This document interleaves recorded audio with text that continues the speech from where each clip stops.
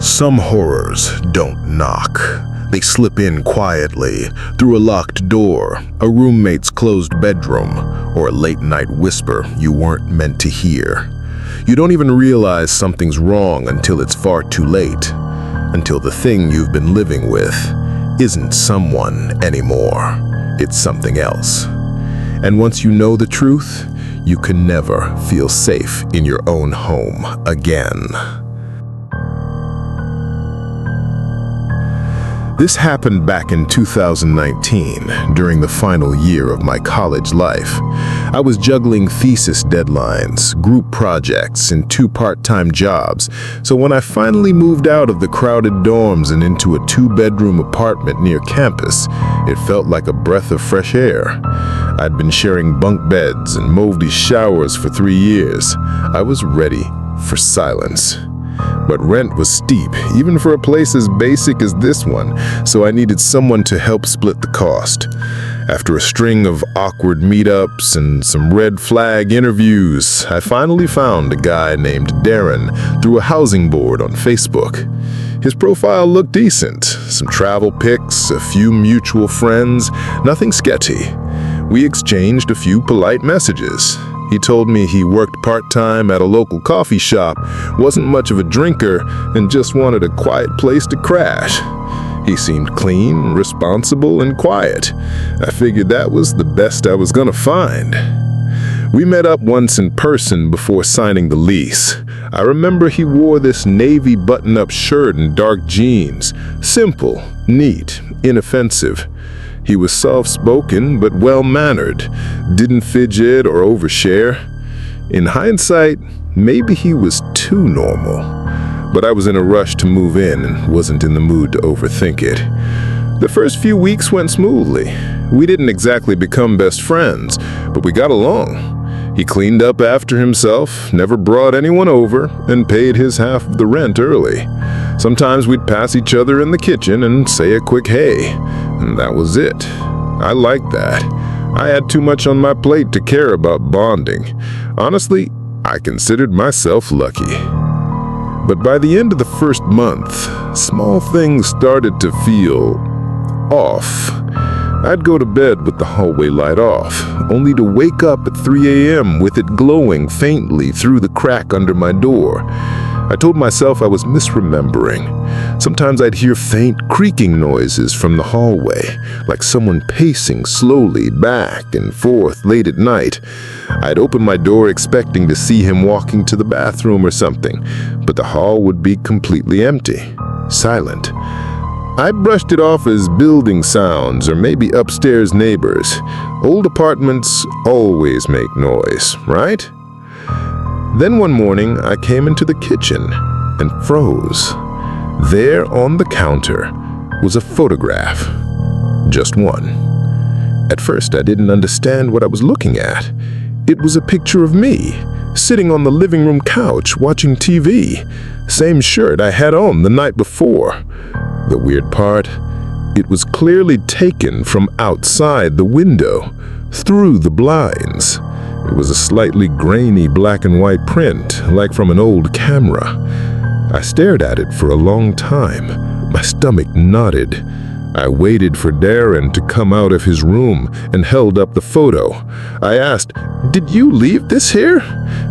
He looked at it for a few seconds without saying anything.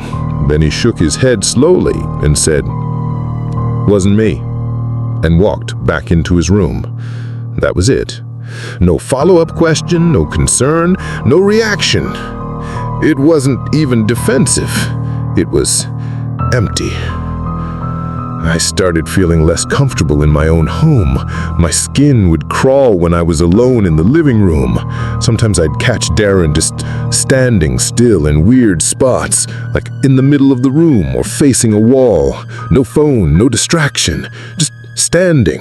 And when I walked in, he'd blink as if waking up from a trance and pretend to stretch or say he was about to make food. I didn't confront him. I didn't even want to think about it too deeply. One night, I woke up, suddenly. I didn't know why at first. The apartment was silent, but I felt this crushing sense of awareness, like something was off. Then I heard it, whispering, quiet, frantic, and coming from just outside my bedroom door. My heart sank. I sat up in bed listening. It was Darren's voice, definitely him, but I couldn't make out the words.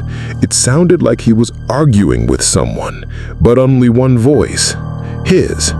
Just rapid, whispered sentences with weird pauses, like someone responding in his head. I slid off the bed and tiptoed to the door, barely breathing. I opened it just a crack, and the hall was pitch dark except for the faint yellow glow from the living room window. And in that dim light, I saw him, standing completely still, facing my door. His shoulders were squared, arms stiff at his sides, not moving, just watching. I slowly shut the door and locked it. Then I dragged my desk chair in front of it, sat on my bed and didn't move until sunrise. I barely slept a second. The next morning, Darren was in the kitchen, humming while stirring oatmeal like nothing happened. I asked if everything was all right last night. He looked up and smiled faintly. He said, "Must have been dreaming, man," then kept eating. That smile didn't touch his eyes.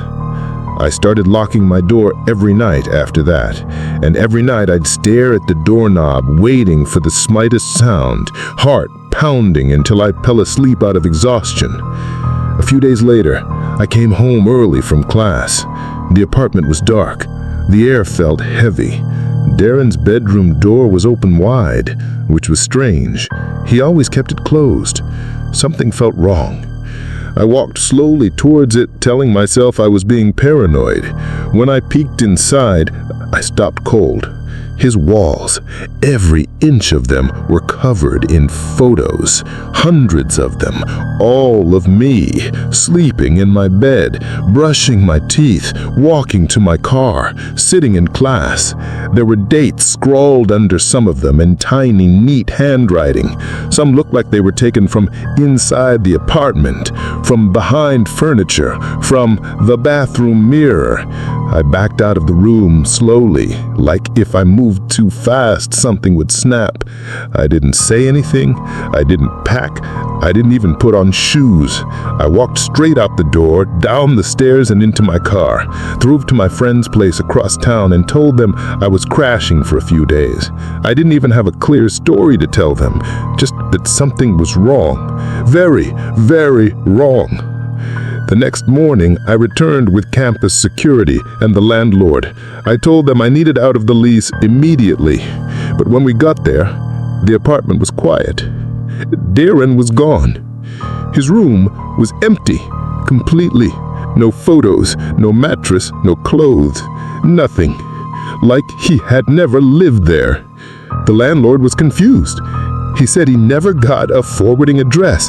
Darren's number was disconnected. The Facebook profile I messaged him through was deleted. I filed a police report, but nothing ever came of it. No one ever found him. To this day, I don't know who Darren really was. I don't know how long he'd been watching me or what his real intentions were.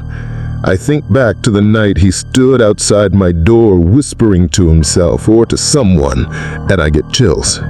Every time I move into a new place now, the first thing I do is check the closets, behind the mirrors, even inside the vent.